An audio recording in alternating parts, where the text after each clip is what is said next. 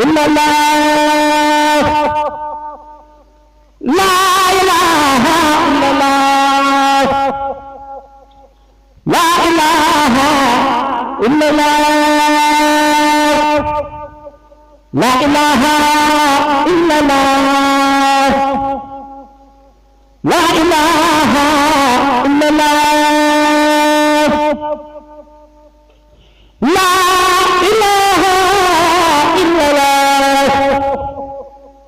لا إله إلا الله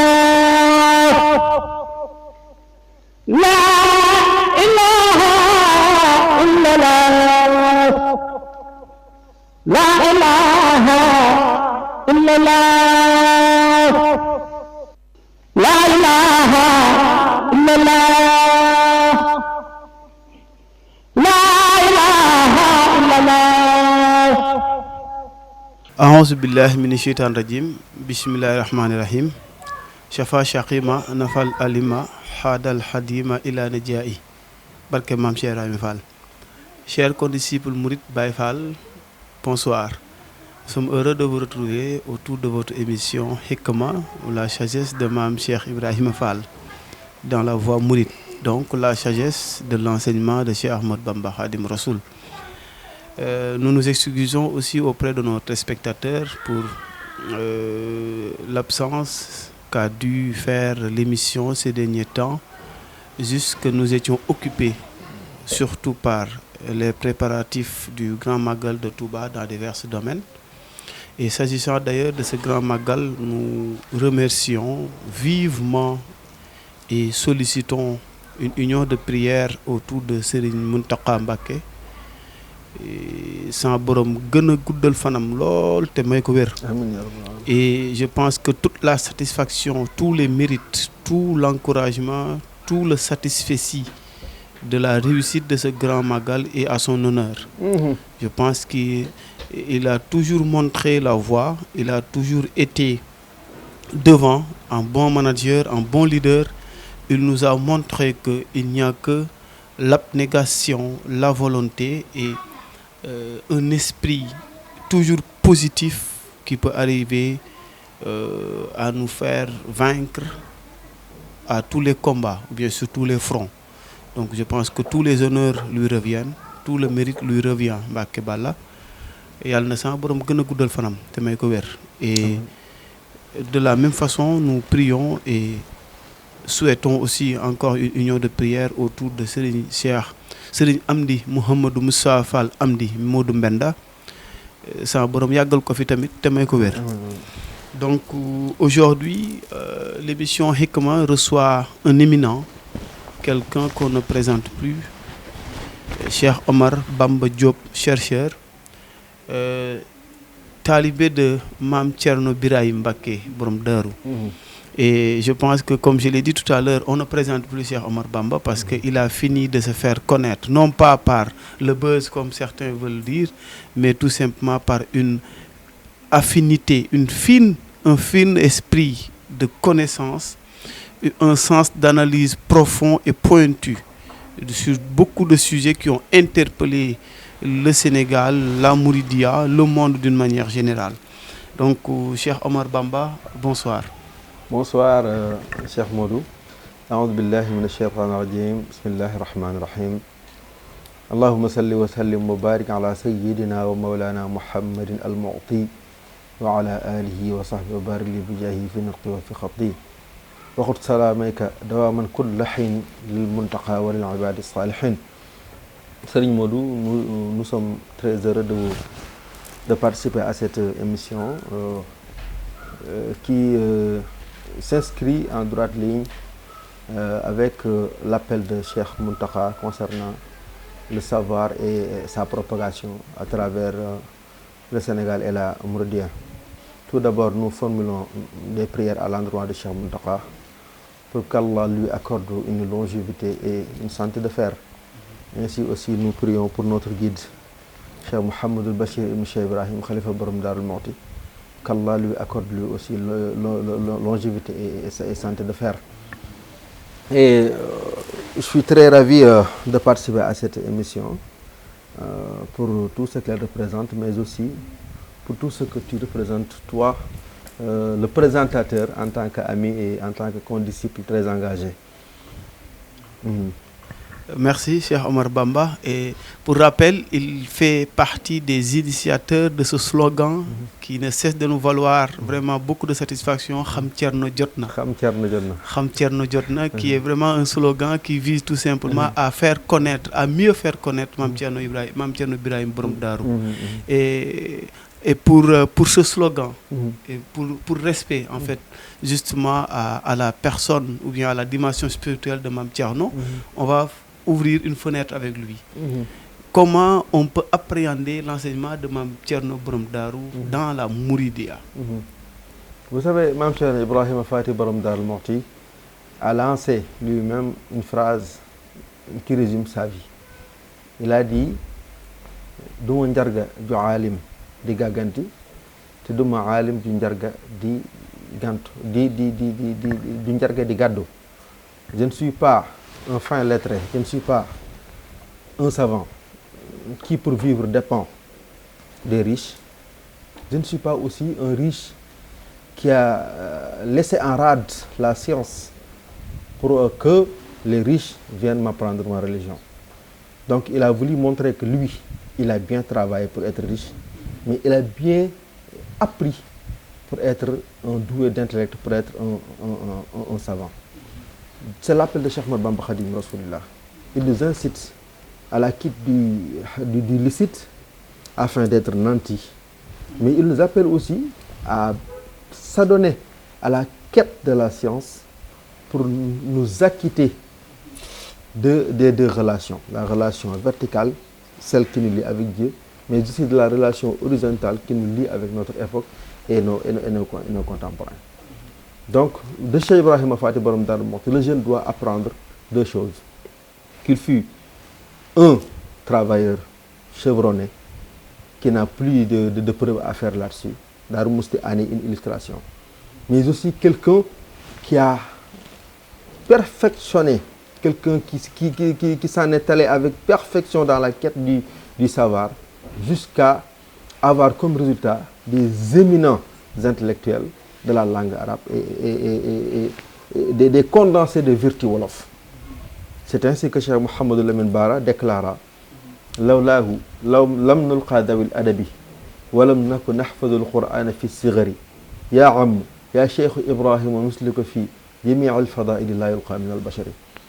Il disait que si ce n'était pas Mam Thierno, on n'aurait pas tout ce savoir que nous avons. Si ce n'était pas Borom Darou Mouhty, nous ne serions pas ces hommes vertueux que vous voyez. Et là, il lui lance un éloge qui sied à la personnalité de Borom Darou Mouhty. Si c'était pas, il lui dit Ya Am, mon père, mon oncle paternel. Dans ce monde, je ne vois pas quelqu'un qui t'égale en bienfait et en vertu et en valeur. Donc, ceci montre que Cheikh Ibrahim Fati Borom Darou Mouhty a réussi. Et vous savez, lui, il a été arraché il a des mains de sa maman, des l'âge très précoce d'une seule année. Il passa dans les mains du cheikh qui a eu à faire et à défaire de sa personnalité jusqu'à presque l'âge de 50 ans et poussière.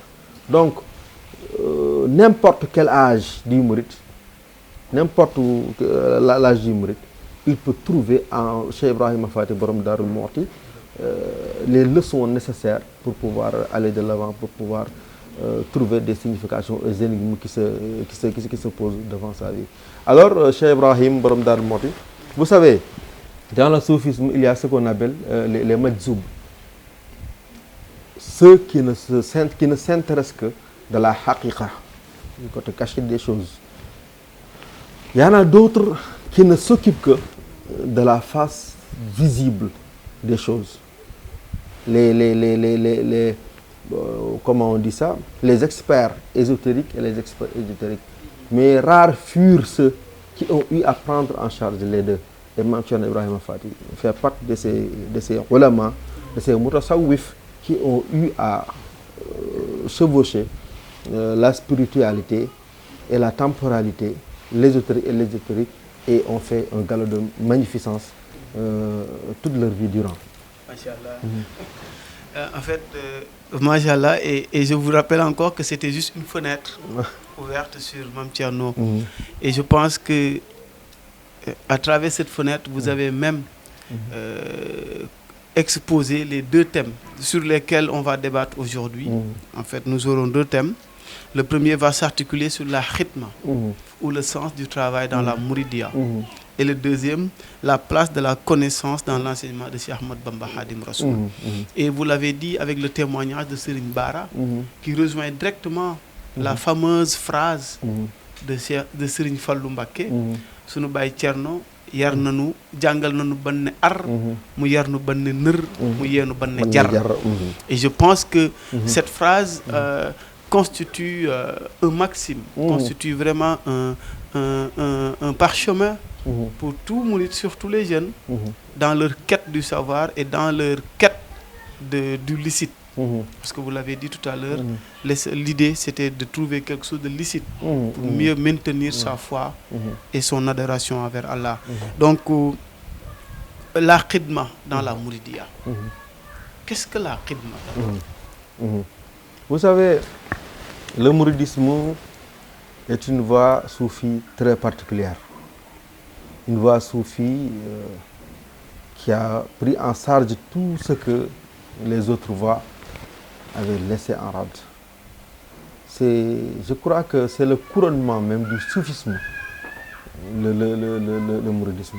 C'est ainsi que dans toutes les voies soufis, l'inauguration se fait par l'octroi d'un wird venant du prophète Mohammed sallallahu alayhi wa sallam. Mais concernant le mouridisme a existé pendant presque 2 décennies avant que le prophète Mohammed sallallahu alayhi wa sallam donna à Cheikh Ahmad Bamba Khadim Rasoulullah son wird. Donc, de Mbacké Kadior à Mauritanie, pendant toute cette période, les gens postulaient à l'agrément d'Allah via Cheikh Ahmad Bamba Khadim Rasoulullah, mais il n'y avait pas un wird particulier venant du prophète sallallahu alayhi wa sallam qu'il leur donnait. Donc, le bon sens nous invite à nous questionner sur quoi le cheikh travaillait pendant ces 20 ans avec ses disciples.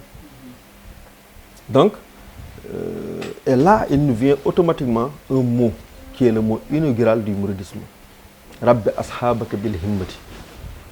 Éduque ceux qui sont avec toi dans la volonté spirituelle, dans la grande ambition de tendre vers l'agrément de Dieu. La himma, qui est le mot inaugural, moi, c'est un mot que je traduis par cette phrase. C'est sous-estimer en toute œuvre l'excellence pour tendre vers la précellence. C'est ainsi parce que, concernant l'enseignement que le cheikh dispensait, il y a eu beaucoup d'améliorations par rapport à ce qui se faisait dans le pays. Quand il s'agit du travail, nous avons vu le point de départ des mourides et leur point d'arrivée. Quand il s'agit du comportement, le fait d'amener l'hypertrophie pour devenir un serviteur à tout le monde, nous avons vu là où ça a commencé et là où ça a abouti. Donc, je dis que la khidma, c'était la feuille de route pour bien appliquer le mot inaugural qui est la himma. La khidma, c'est littéralement, ça signifie le fait de rendre service. Mais le fait de rendre service pour la face de Dieu. Pour la face de Dieu. C'est ainsi que le fait de s'adonner à la quête du licite pour sa propre famille ou bien sa propre survie fait partie de la khidma. Le fait aussi d'œuvrer pour que les semblables, les prochains, puissent vivre avec épanouissement sur cette terre, avec harmonie, ça fait partie de la khidma. Le fait de participer à la vie communautaire par les efforts, par l'apport financier, par l'apport scientifique, tout ça relève de la khidma. Mais un autre entendement nous conduit à s'interroger par rapport à ce qui se faisait avant le cheikh, avant le mouridisme, à faire une introspection dans le soufisme avant le mouridisme. Parce que Avant le mouridisme, les soufis classiques, bon nombre d'entre eux, mettaient en exergue tellement le tawakkul qu'ils pensaient que le fait d'essayer d'avoir quoi que ce soit, c'est une manière d'avoir un choix par rapport à ce que Dieu leur réserve. Alors ces gens-là, en ce moment-là, il y avait le soufisme inerte ou le soufisme passif. Alors quand le chef est venu, avec l'appel qui avait fait un grand bruit dans les oreilles de ceux qui aspiraient vers Allah, donc lui, il devait proposer quelque chose qui ne devrait pas dépendre d'apports extérieurs pour vivre. Donc, ce qu'il prône, en même temps, doit contenir ce qui garantit sa viabilité et sa vivacité. C'est ainsi que le cheikh a écrit des vers pour rappeler les soufis à l'ordre. وَعْلَمْ بِأَنَّ الْكَسْبَ لَا يُنَافِي تَوَكُّلًا فَلَا تَكُ ذَا إِتْلَافِ. Et, mes frères soufis, il faut comprendre que la soumission totale à Dieu n'exclut en rien la quête du licite. Donc ne perdez pas votre temps précieux en vous ordonnant seulement à la lecture et aux adorations. Sachez que la quête du licite a le rang de culte, comme la prière et les zikrs que vous faites. Alors c'est ainsi que la voie est fondée. On sent que le travail a eu une promotion qui le catapulte au rang de culte. C'est ainsi que la khidma a débuté dans le mouridisme. Et partout où le cheikh s'est trouvé, les mourides se sont regroupés autour de lui, mais en ayant comme doctrine la himma, mais comme modus operandi la khidma. C'est ainsi que je dis que la batterie qui fait bouger les mourides, c'est la himma, et leur feuille de route, c'est la khidma. Alors c'est ainsi que les mourides ont été des gens qu'on ne pouvait pas ne pas aimer, de par leur éducation, de par leur manière de s'exprimer avec éducation, de par leur manière très correcte de s'habiller. C'est ainsi qu'ils ont eu à pratiquer leur modus operandi sans heurter, sans choquer leurs contemporains, parce qu'eux, ils étaient préparés à être les serviteurs de toutes les créatures de Dieu. C'est ainsi qu'ils ont devenu ces gens polyvalents que vous voyez dans le qui, de zéro, sont arrivés à héros, ont dompté leur espace, ont dompté leur époque, ont fini de prouver que le mouridisme c'était la solution pour l'homme du XXIe siècle, pour devenir cet homme paisible, cet homme productif, cet homme serviable dont le monde a besoin. Exactement, cet homme dont le monde a besoin, le prototype fini de l'école de Cheikh Ahmad Bamba Khadim Rassoul. Et vous avez vraiment relevé le sens et l'importance du travail dans la vie quotidienne de l'individu. Voilà. Et aujourd'hui même, je pense que dans la théorie des organisations, on parle du fait que le travail a des effets libérateurs, mais que le travail a un effet structurant dans la vie de l'individu. C'est ainsi que le Cheikh, vous savez, à Diourbel, quand il a dit, il a recommandé à tous les mourides de faire un apport financier de 28 francs de l'époque, une somme que le docteur Khadim Bamba Diagne a converti en CFA. C'était pour leur montrer que, pour que ta foi soit viable, pour que tu puisses dérouler les choses comme tu les entends, il faut de l'autonomie. Il faut de l'autonomie. Et c'est le secret du mouridisme. Nous sommes dans un état, mais nous sommes dans un état et nous participons à hauteur des 2/3 même du PIB national. Mais nous ne dépendons pas de cette participation que nous faisons au PIB. Entre parenthèses, ou bien, à part cela aussi, nous avons notre manière de fonctionner, qui est tout simplement de faire ce qu'on appelle al-infaq masalul ladina yunfiquna amwalahum fi sabilillahi kamathali habatin anbatat sab'a sanabil, comme le Dieu le déclare dans la sourate La Vache. C'est en croyance à ce que promet Dieu, à ceux qui donnent, à ceux qui financent, à ceux qui dépensent pour la face de Dieu. Parce que vous savez, il faut être courageux pour pouvoir faire sortir sa richesse. Mais si on sait que tout nous vient de Dieu, on n'aura pas de problème à les dépenser pour Dieu. Exactement. Et d'ailleurs, c'est ce que Cheikh Abdou disait.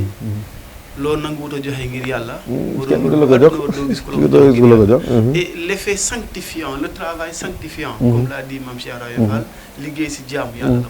en fait, donc c'est ce rythme-là qui a vraiment jeté d'abord les premières bases de la Mouridia, et c'est encore ce rythme-là qui tient les rênes du Mouridia. Les rênes de la Mouridia.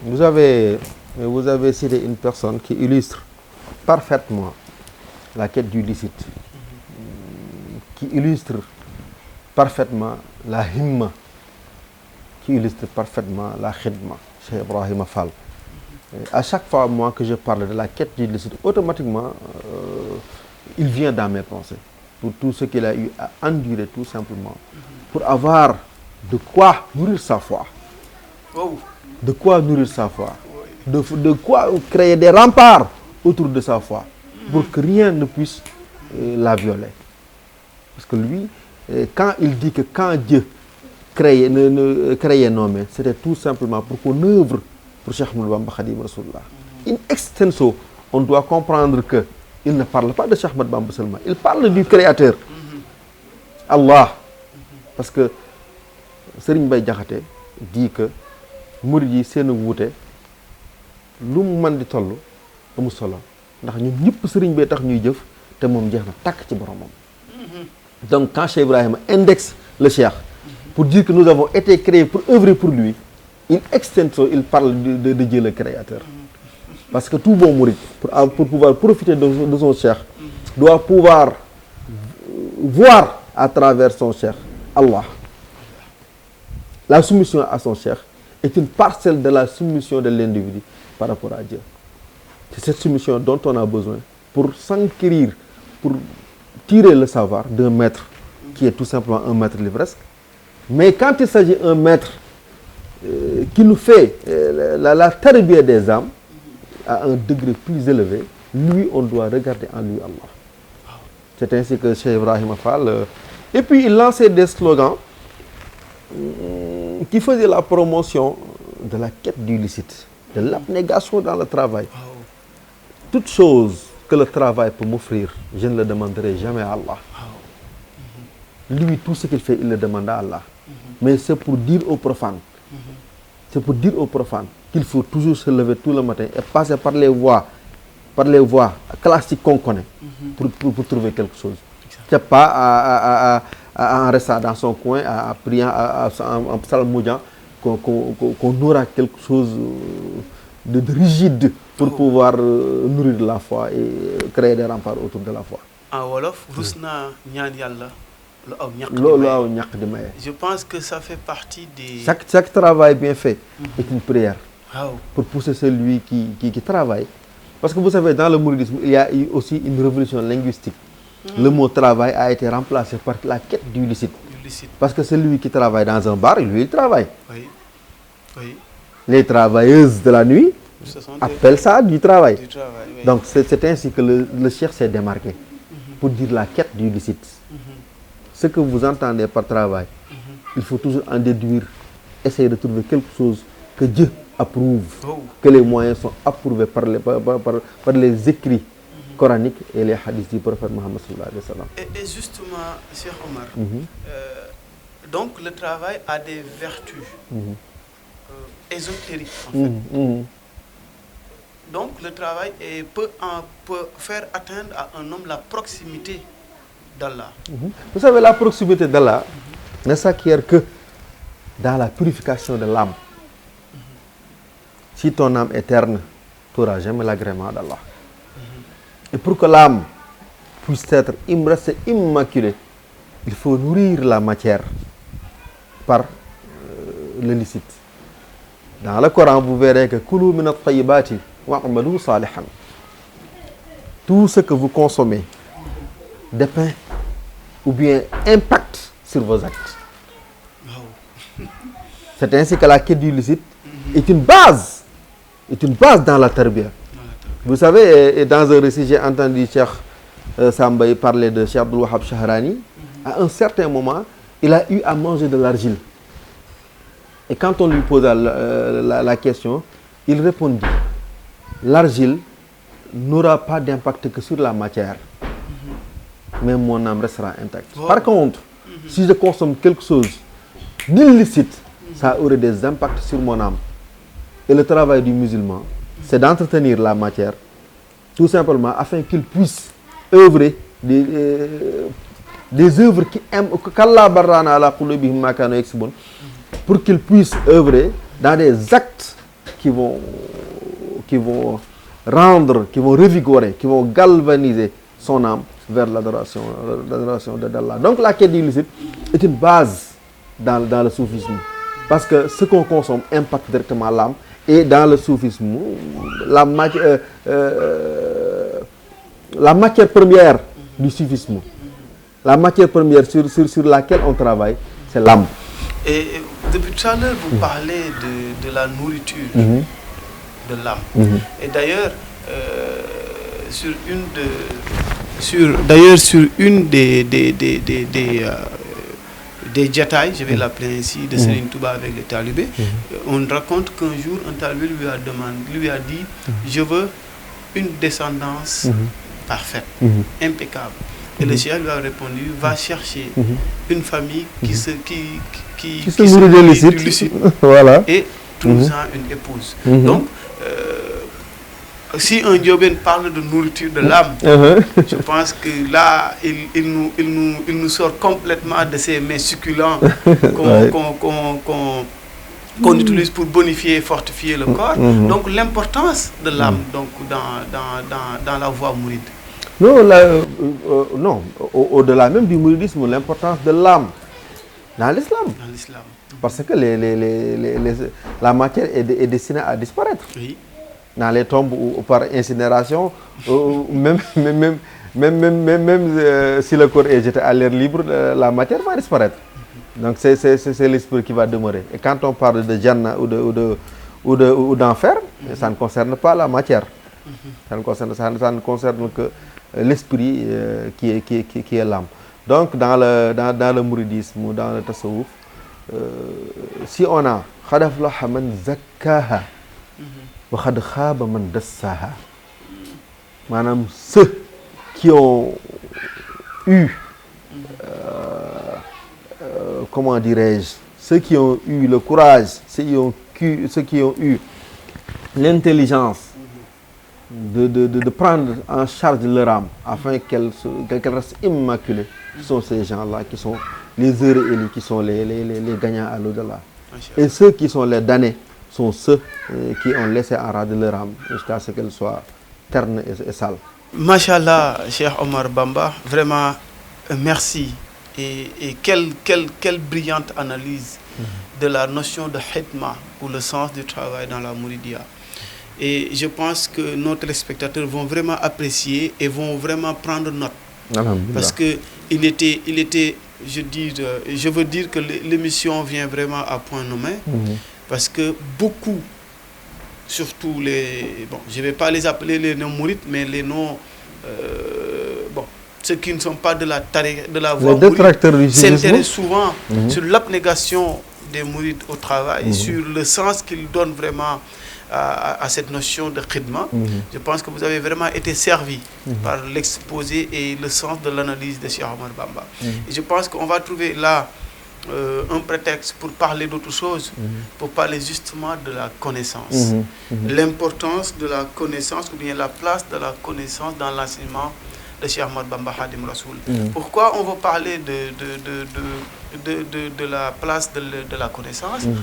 Le prétexte est bien trouvé, parce que sous peu, Serigne Mountakha va recevoir les premières livraisons du complexe ou bien de l'université Cheikh Ahmad Bamba Khadim Rassoul, les premiers bâtiments, les premiers salles de classe ou de cours vont être livrées. Et je pense qu'Inch'Allah, durant cette année académique 2021-2022, l'université de Touba va commencer, va ouvrir ses portes et commencer son activité. Donc, et depuis qu'il est là, Serigne Mountakha, il ne cesse de nous appeler sur la connaissance, à la recherche de la connaissance. Il ne cesse de nous galvaniser, il ne cesse de nous montrer, de pointer du doigt justement la place de la connaissance dans la vie d'un homme, dans la vie d'un musulman, mais dans la vie d'un homme d'une manière générale. Donc, comment vous usez l'appel de Serigne Mountakha d'une manière particulière, mais généralement, comment vous voyez justement l'enseignement de Serigne Touba et la place qu'il accorde, qu'il accorde justement à la connaissance? Vous savez, Cheikh Mountakha, Hafizahullah wa Ra'a, non seulement parce qu'il est le petit-fils de Cheikh Ahmad Bamba, qu'il comprend mieux que quiconque les enseignements du Cheikh, mais il a eu à passer des années durant à méditer sur la personne du Cheikh. C'est à ces isolements tirés en longueur qu'il faisait pour méditer sur la personne du Cheikh, qu'il décrit en disant, à chaque fois qu'il dit, à l'époque que je pensais, il vivait presque comme un ermite, en s'adonnant exclusivement à la pensée sur l'essence de Khadim Rasoul. C'est pourquoi il le comprend mieux que quiconque. Vous savez, Cheikh Ahmad Bamba Khadim Rasoul, sa mission, on doit toujours rappeler que c'est tout simplement la sunna du prophète Mohammed sallallahu alayhi wa sallam updated. C'est la sunna updated. Règle. Lil Mustafa nawaytu ma yujaddidu sunnatahul ghara wa inni ahmadu. Donc tout ce qui tenait à cœur le prophète Mohammed sallallahu alayhi wa sallam va tenir à cœur à Cheikh Ahmad Bamba Khadim Rasulullah. Et le prophète Mohammed sallallahu alayhi wa sallam a dit talabul ilmi faridatu li kulli muslimin, et dans un autre riwaya fi kulli muslima ou comme on dit.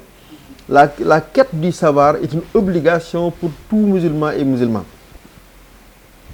Aller chercher le savoir jusqu'en Chine et le voyage vers la Chine et tout ce qu'il comportait comme danger et épreuve à cette époque. Balliqu anni walaw aya, que chacun d'entre vous essaie de transmettre mon message, même s'il s'agit d'un seul verset du Coran. Et c'est cela que Cheikh Ahmad Bamba a hérité du prophète Mohammed sallallahu alayhi wa sallam. La propagation du savoir. Le Cheikh a écrit sur tous les domaines que nous connaissons. Il y en a même certains domaines que jusqu'à présent nous n'arrivons pas à cerner. Parce que lui, il dit des zaka wa aqli sarakal wahi. Ma pertinence, mon intelligence frôle la révélation. Et pour illustrer cela, prenez la vie du Cheikh. Il n'a vécu que 75 ans. Il a eu 40 ans de captivité, je dirais. 40 ans de captivité. Et regardez son œuvre littéraire. C'est colossal pour un humain. C'est colossal pour une vie de 1000 ans. Pourtant, il a eu à le faire. Il a écrit sur la jurisprudence, il a écrit sur le tawhid, il a écrit sur les salawats sur le prophète Mohammed sallallahu alayhi wa sallam. Tout ceci entrait en droite ligne avec les enseignements du prophète Mohammed sallallahu alayhi wa sallam qui nous incitaient à aller chercher le savoir. Falawla nafara min kulli firqatin minhum ta'ifatun yatafaqahu fi ad-din wa liyunziru qawmahum idha raja'u ilayhim la'allahum yahdharun. Comme le Coran le cite, il faut que certains d'entre vous aillent chercher le savoir pour éduquer les autres et enseigner les autres. Donc, et dans l'énoncé de l'idéal de la ville que le Cheikh veut. Parce que Matlaboul Fawzayni, moi je dis toujours que de par Matlaboul Fawzayni, on doit comprendre que Touba n'est pas seulement un segment géographique. Au-delà du segment géographique, c'est un idéal vers lequel les mourides doivent converger. Et dans cet énoncé de l'idéal de la ville que le Cheikh a en vue, il dit Dieu fait de ma demeure comment on dirait ça, une parcelle de savoir, une maison de pensée. Là où les gens, vous savez, le Cheikh Ahmadou Bamba Khadim Rasoulillah, c'est un miracle de Dieu. Vous savez, à Touba, moi je dis que la Muse, c'est tout simplement le ciel de Touba. Le Ramadan passé, si vous aviez eu à regarder les conférences qui étaient organisées dans la grande mosquée, il y avait des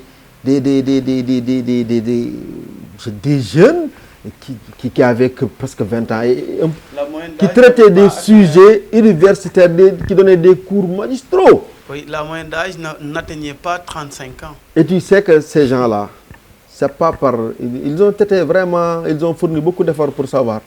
Mais tu sais qu'il y a quelque chose derrière leur enseignement. Leur clairvoyance n'était pas fruit de leurs efforts. Mais c'était de la baraka de Touba, qui était devenue une muse, qui était devenue ce qu'on appelle en wolof un kiss. Jawi Touba kiss la. Jawi Touba kiss la. Loolu tax ngay gis ña fa nekk la ñuy génne. Cheikh Mountakha nag, en comprenant le Cheikh, dès l'aube de son avènement, a eu à lancer un slogan qui venait revivifier les actes qui étaient posés par le Cheikh. Xam-xam jëmbul kenn. Le savoir ne fait pas de distinguo entre vos castes et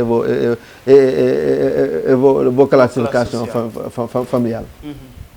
Le Cheikh Ahmadou Bamba Khadim Rasoulillah à Diourbel, pour inverser les tendances, avait pris les deux soxna qui faisaient les métiers, les métiers manuels, et ceux qui étaient connus pour des castes qui faisaient des métiers manuels étaient transférés dans la calligraphie du Coran ou l'apprentissage des khasaïd.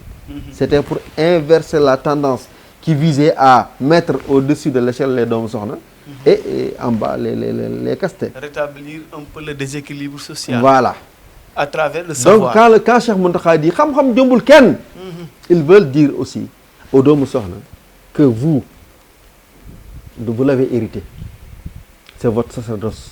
Mais que ceux qui se considéraient hors de cet ordre aussi sachent que la quête du savoir leur incombe comme il incombe à tout musulman. Alors, il a eu aussi à formuler une phrase qui illustre le leadership de Cheikh Mountakha. Quelqu'un qui ne s'arrête pas à penser pour les générations présentes, mais qui se projette dans l'avenir pour garantir les vertus et les valeurs, pour garantir l'acquisition du savoir aux générations futures. Il dit, je veux que dans 300 ans, tous ceux dont vous entendiez parler d'eux, les Ghazali, les Ibn Arabi, les Cheikh Abdullah Ibn Abbas, je veux que dans 300 ans, qu'on ait les sosies de ces personnes en sciences à Touba. Je veux que ces gens aient leurs jumeaux à Touba. Non, c'est grandiose. C'est noble. Parce que projeter quelque chose dans 300 ans, c'est ce dont nous avons besoin. Si nos gouvernants avaient cette vision, cette volonté de servir les générations futures, on n'aurait pas ces endettements qui nous poursuivront à jamais. À jamais, oui, exactement. En fait, Serigne Mountakha a fait montre d'un désintéressement absolu. Voilà. En fait, sa personne incombe peu. Tout ce qui l'intéresse, lui, c'est la postérité. Voilà. Alors, quand il a dit ça, il a incité les mourides vers la quête du savoir. Un appel que les âmes ont répondu. Si vous avez à observer le paysage médiatique, vous verrez qu'il y a une effervescence intellectuelle dans le mouridisme, qui s'illustre par la production littéraire de bureaux, de livres des livres qui expliquent le mouridisme, qui expliquent des contrées jusqu'à présent non visitées du mouridisme. Et là aussi, il faut que je tire mon chapeau aussi pour les femmes. Pour les femmes. Parce que y a la femme Bali Bousso ou la Mouridia au féminin, co-édité, non, le co-auteur, c'est Abdou Seye et une femme. Le livre sur Serigne Abdou Borom Darbi, c'est une femme. Et cela montre que l'appel de Cheikh Mountakha a été bien entendu. Et le genre, pour ne pas dire les deux SEX, tous les éléments du genre sont concernés et contribuent. Alors Cheikh Mountakha a voulu mettre lui-même sa main à la pâte. Alors, tout ce qui atterrit chez lui comme richesse, il le transfère vers ce grand chantier pour l'humanité qui est l'université de Touba. Et c'est en continuité par rapport à ce que faisaient les mourides. Parce que force est de reconnaître, il faut aussi dire qu'avant cette université, il y avait une université à Touba. Par Serigne Mamor Mbacké Mourtada. Cette université, en 2011, j'ai eu à parler avec Serigne Mamor, avec notre ami en commun, Ibrahim Sambou. Il nous avait dit à l'époque qu'il avait déjà investi 2,5 milliards concernant son université. Donc, nous avons en projet 2 grandes universités, l'UCAB et l'université, le complexe islamique. Alors, c'est un message que nous devons appréhender et ce sont des projets que nous devons nous approprier pour nous lancer dans la quête du savoir, parce que la conquête du monde ne se fera que par 2 choses, par le savoir, par la science et le travail.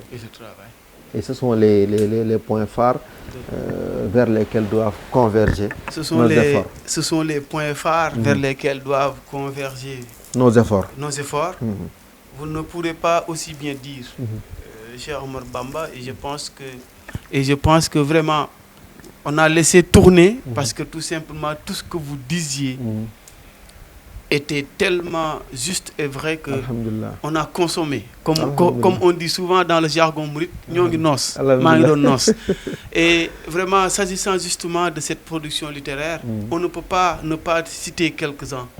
On va citer d'abord Serigne Mbaye Gueye Sil, Serigne Mbaye Gueye Sil avec Seydina Omar Ba. Ils ont fait un travail pour la postérité. Oui, exactement. Ils ont fait un travail pour la postérité. Il y a eu aussi le travail de Serigne Mor Sourang, Mouridullah, les travaux de Mamadou Moustapha Diop, qu'Allah veille sur ces hommes. Exactement. Et à ne Serigne pas... Khadim Abbas. Serigne Khadim Abbas, voilà, justement, avec la vision politique. Serigne Mohamedou Mamoun Mbacké. Exactement. Sur la vie et l'œuvre de Mame Cheikh Anta Borom Gawane. Exactement. Et récemment, la publication de... Alpha Seydou Gueye.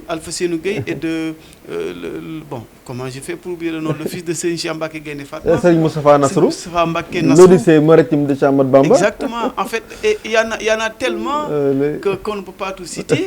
Mais là, ça montre justement, comme vous disiez tout à l'heure, que les mourides ont entendu qui ont répondu à l'appel de Cheikh Mountakha. Et justement, c'est pour tout l'honneur et pour tout le mérite du Sénégal, de l'Afrique et de l'humanité.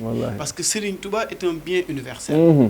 Et comme vous l'avez dit, tout son enseignement donc, a été assis ou bien forgé autour de la science et du khidma.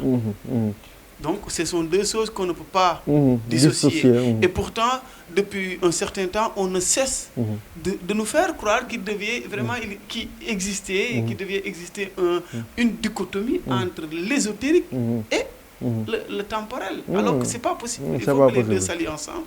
Et voilà. Donc, tous les grands prophètes ont été là pour... Ils ont été investis ésotériquement. Mais ils étaient là pour régler des problèmes exotériques. D'accord, exactement.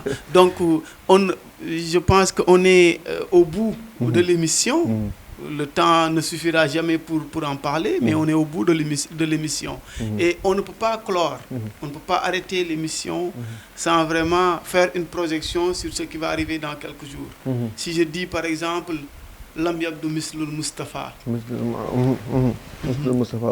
Nous nous projetons vers le Gamou. Et Serigne Touba et le prophète, c'est une proximité étroite et divine. C'est de l'amour céleste. L'amour que Cheikh Ahmadou Bamba voue au prophète Mohammed sallallahu alayhi wa sallam, c'était sa carapace. Wow. Pour faire face à tout. Parce que lui, pour lui, le couronnement de sa vie, c'était tout simplement l'amour du prophète Mohammed sallallahu alayhi wa sallam. Et c'est ainsi que toute sa vie durant, il a eu à œuvrer pour cette auguste personnalité de l'histoire, je dirais la plus grande personnalité de l'histoire, Mohammed sallallahu alayhi wa sallam. Salatu sitta bi mati sitta, tati bata ma tisai. Ma vie, je la divise en deux parties. Les premiers 6 mois de l'année, je m'adonne à lancer des panégyriques à l'endroit du prophète Mohammed sallallahu alayhi wa sallam. Les 6 mois autres, je les passe à faire des salawats, à prier sur la personne du prophète. Et mon temps en entier, je le consacre à m'accommoder, à m'accommoder à la sunna du prophète Mohammed sallallahu alayhi wa sallam. Innal muhibba liman yuhibbu muti'u. Là aussi, c'est un appel que je lance à mes condisciples. Quand on aime quelqu'un, il faut essayer de l'imiter. Imiter Cheikh Ahmad Bamba ne nous fera pas comme lui. Mais en l'imitant, nous serons au-dessus de nos générations. Masha'Allah. Et vous me permettez, Cheikh Omar, en fait, il y a... Et là aussi, je voudrais... Parce que quand on parle de Maulid, forcément, on parle de Darou Mouhty. Mais avant d'en venir à Darou Mouhty, en fait, il y a un bayt, un verset du Hassid de Jazbou.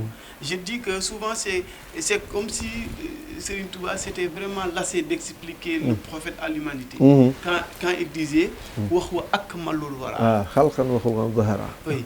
Dans ce bayt, en fait, c'est comme s'il disait à l'humanité vraiment, là, je vais vous dire quelque chose et c'est fini. C'est quelqu'un qui s'est vraiment lassé de compter, de narrer, vraiment, de nous parler de la perfection du prophète Mohammed sallallahu alayhi wa sallam. Exactement. C'était une réponse qu'il donnait aux détracteurs du prophète Mohammed sallallahu alayhi wa sallam, pour leur dire que quoi qu'on puisse dire, le Mohammed c'est le summum de la création.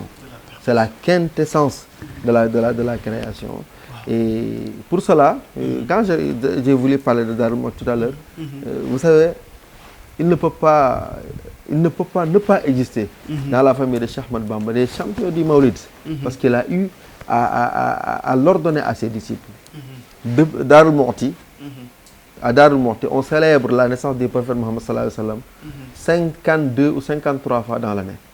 Wow. Toutes les nuits du dimanche vers le lundi sont consacrées à la commémoration de la naissance du prophète Mohammed sallallahu alayhi wa sallam, avec un bâtiment construit à hauteur de dizaines de millions, uniquement, exclusivement réservé à la vivification de la naissance du prophète Mohammed sallallahu alayhi wa sallam. Ça, je dis que... Et ça, depuis que le cheikh séjournait à Darul Mannan. Ouais. Donc, Cheikh Ibrahim Fatih Borom Darou Mouhty, décidément, c'est le champion du Maulid. Oui, c'est le champion du Maulid. Et il a réussi à se dupliquer dans d'autres champions, à créer d'autres champions. Wallahi. Nous pouvons en citer Serigne Moustapha Mbacké Ndiagne, Taïf, qui organise le Gamou à Taïf. Donc nous en profitons pour jeter vraiment un clin d'œil à Serigne Moustapha Mbacké Ndiagne. di ko ñaanal aussi mu yàgg fi lool te wér Mbacké Balla Mourid Sadikh. Et ces actions, ces faits, ces gestes sont en train vraiment de témoigner en sa faveur. Et pour la communauté Baye Fall aussi, nous rappelons que Serigne Amdi Modou Mbenda a appelé le Gamou à Thiès. Donc on va converger vers Thiès et tous les mourides vont converger dans différentes familles, dans différents foyers, à Touba, à Mbacké, à Darou Mouhty, à Taïf, à Khelkom.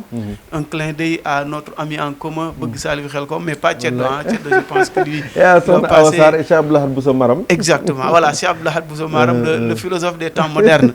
Donc vraiment, ce fut un réel plaisir, cher Omar, de discuter avec vous sur ces deux points ô combien importants, surtout avec le contexte actuel. Donc, chers condisciples Mourides Baye Fall, c'était votre émission Hikma.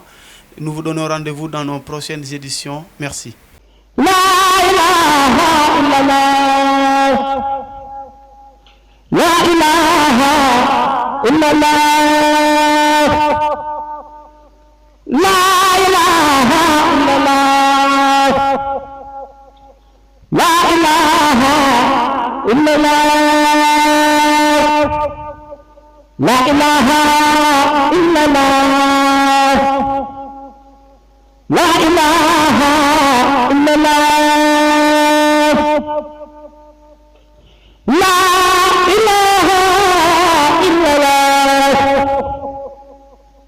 إله إلا الله لا إله إلا الله لا إله إلا الله